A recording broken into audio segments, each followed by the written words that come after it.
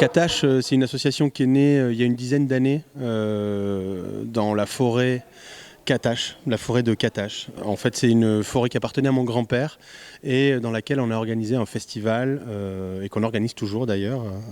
Et donc on a commencé dans cette forêt vraiment comme une bande de copains qui organisent un festival pour le plaisir. Et petit à petit, on s'est professionnalisé jusqu'à ce qu'il y a 4 ans, la mairie de Saint-Martin-de-Seignances nous appelle pour devenir l'opérateur culturel de la ville de Saint-Martin. Donc un peu l'opérateur culturel, c'est-à-dire un peu le service culturel qui manquait à Saint-Martin-de-Seignances.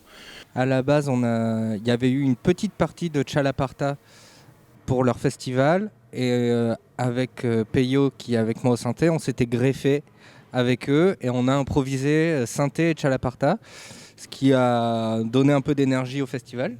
Et du coup, ils ont eu l'idée de nous réunir pour refaire ce projet, mais de façon un peu plus sérieuse.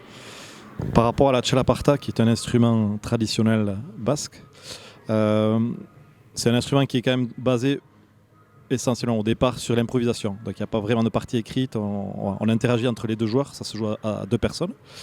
Et du coup, ce qu'il y avait d'intéressant avec le monde électronique, c'est qu'on puisse cohabiter dans ce moment-là, dans ces moments d'improvisation. Et ce qui est encore plus intéressant, c'est qu'on fonctionne à 4. Donc il y a ce côté, on est à 2 face à 2 autres porteurs de l'électronique. Donc je trouvais ça, en tout cas, sur l'ensemble du projet, il y a de belles surprises qui arrivent. Disons que cette chapelle, c'est un lieu... C'est un lieu assez incroyable. On a une chance folle d'avoir ce lieu-là.